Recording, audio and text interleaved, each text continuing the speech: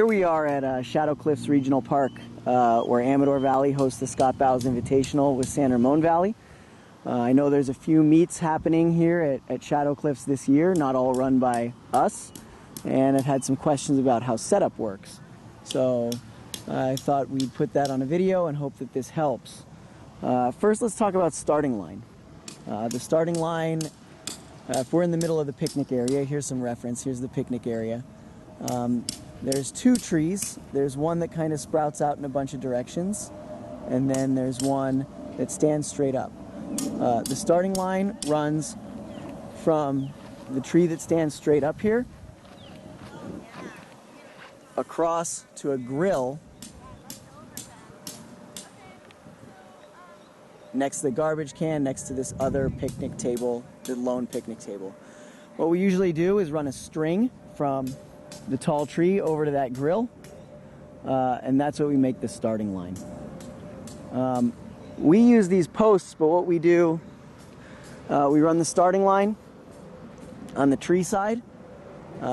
Basically every 10-15 meters we put a post. You can see as you go, they're not entirely in a straight line, but after we put the flagging on, they look pretty much in a line.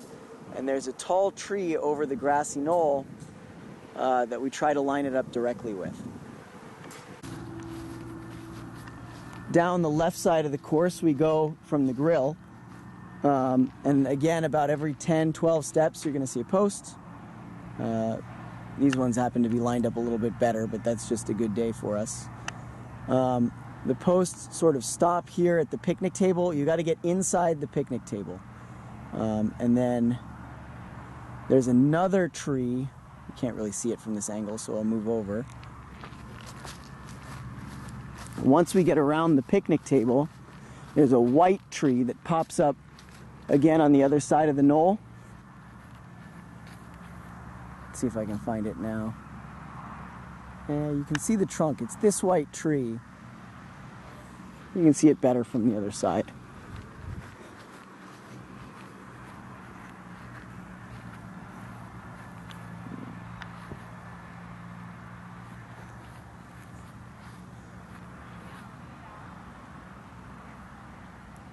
So there you go. There's your white tree. That's what we get around the table. We get to this post right here, and then we aim towards the tree. And I'll get over there. Right now what I've done is walk down towards that grassy knoll, so I'm at the bottom of it. This is that last post. And then what we do is we put another post on top of the knoll, and then it directs right into the tree. When you put up the flagging is going to go through the posts and then tie on to that tree. And then we've got some more posts on the other side that I'll show you in a minute. On the left-hand side, we'll go over there. You can see we're here at the picnic tables now. This is what we were trying to run on the inside of. And we've got a post right here. We need to make sure and loop, it kind of turns from here because we're not going to run a straight line up and over this hill. Our last post is then going to be directed right towards the white tree, and the white tree's right there. So again, the flagging is going to come up through the post and towards the tree. I'm going to tie it onto the tree, and then head the rest of the way out. On the right side, once you get to the tree, you stop. There's no reason to put any other flagging there because nobody's going to run on the outside of that anyway. From the white tree, though, people might try to cut the course. So you need a couple of posts. You can see there's a couple of trees here. We're going to aim towards this one. Okay, so there's sort of two trees to the far, there's two trees. The first two that you can see over the hill, we're going to go between them. And everybody's going to want to angle towards this tree as much as possible.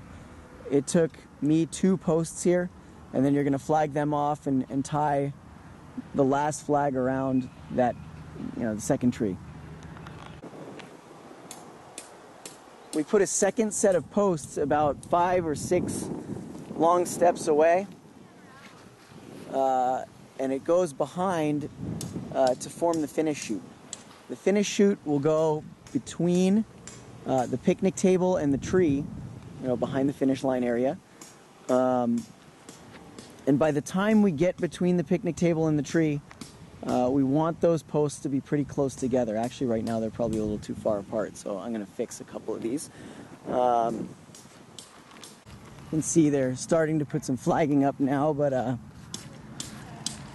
can see a little bit better. This is about how far apart those stakes should be. What you want to make sure is that there's no passing in the chute. For a bigger race, you might even want those posts to go farther down, but we kind of look at this tree here.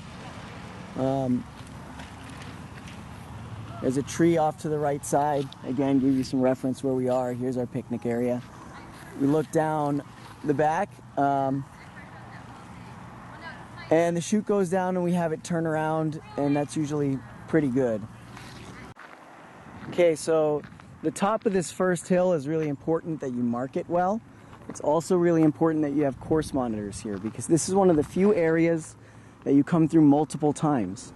And so just because there's arrows doesn't mean there's not confusion. Every time you come up over this hill, they've got to know that they go down the other side. The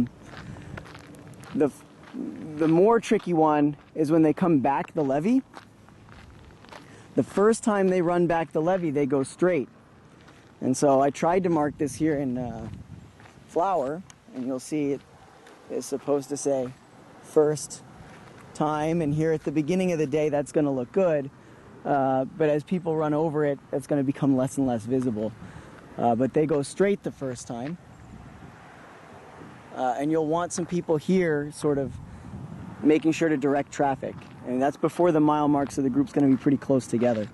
The second time, when they come through, it'll be within the 3rd mile, and you can kind of see it says second time here, and the arrow goes. They don't go across, they go back down the hill. So right when you're running through, if you're in the middle of the race, this just looks like a slew of arrows. If they haven't checked the course earlier, it could be very confusing. You want to make sure you have people directing traffic, letting everybody know where they're supposed to be going each time through. So make sure there's people here and make sure they understand the course. Right now we're down at the end of the levee. Give you a little frame of reference here. The last spot that I showed you was down the path. This is where we come up the first time that we run through. We come up around here. You can see the area, and then down this direction is where Bug Loop is. So you know where we are. This is another spot where it's really important to mark, because they come through here twice and they go different directions each time. So a couple things to pay attention to. Make sure that you cone this turn really well, because if you don't, I'm going to fall down and it's going to be funny. But if you don't, people are going to come up the hill and try to take this little shortcut. So make sure that you cone it so that they don't. And then again, like the last time, make sure there's chalk here to indicate that the first time they go through, they go up and around. And then the second time they go through, they go straight down towards Bug Loop. Okay? If you do that, you should be all right. And we'll move on to the next spot. Also want to show you where the 2 mile mark is. There's a tree down at the bottom, and it's just beyond the tree. You can see where I've got the chalk there. The 2 mile mark is just beyond that tree, as it's been wheeled a few times. So you might want to have a marking. You don't have to have a marking. So as you come around Bug Loop, as you start to head back towards the levee, you're going to see there's this extra trail, and it really just kind of loops around the back and it comes out here on the other side. But it's not part of the course. So make sure that you mark it on both sides. The front side is more important because that's where it kind of forks. On the other side, mark it in case anybody's an idiot, but you'd have to actually sort of change your direction in order to go that way. It's pretty obvious it's not the way to go, but it has happened before. So just make sure that those things are blocked off, and you'll avoid wrong turns down here. Otherwise, everything else is just a straight shot. So, as long as they run the loop, they're not going to go the wrong way.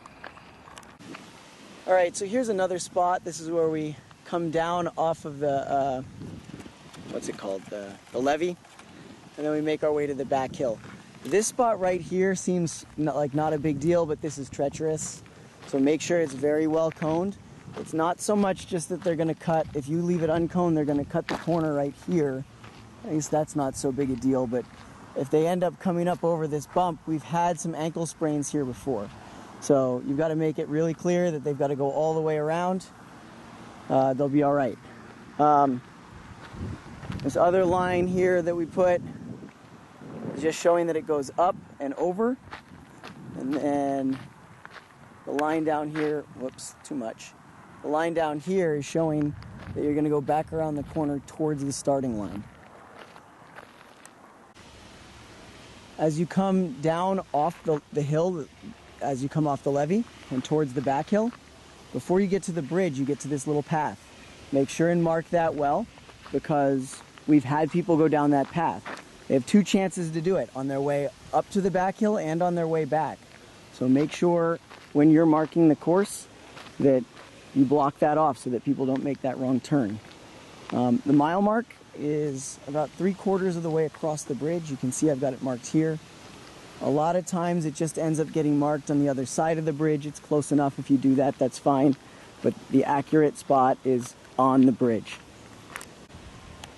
As you're going into the back hill, make sure that it's clearly marked, because you definitely don't want people going up the wrong way. So we've got arrows that point you towards the correct direction. We also have an arrow on the back hill that shows that we're eventually, I guess I have to walk. Can't really see it from the camera, but you can see it when you're running up to it. We've got one that's coming down the back hill to show that when, you're not going up there. We're here at the back hill. The last thing you really want to make sure is that when we get to this fork, it's clear, and this has got to actually be more clear than what it is right now, that we're going to go up the back hill. And so you want to mark that and not make that left. There's a couple spots. You can see there's a fork here. There's a fork down here where you could turn left, or up here you could turn left. So, be careful there. Otherwise, get ready to have a cross-country meet. Dave, this one's specifically for you and any of the other DFAL people who might run a meet here. The difference between the 2 and the 3 mile course is that after you come back over the levee, and you're going to come back up this hill to go down to the 2 mile mark, it's actually a 3K course. If you're going to go to the 3K course instead, you're going to shoot back across the road here, back towards the start-finish area, and just run reverse what you ran when you came out, and that's going to end up being right at 3K.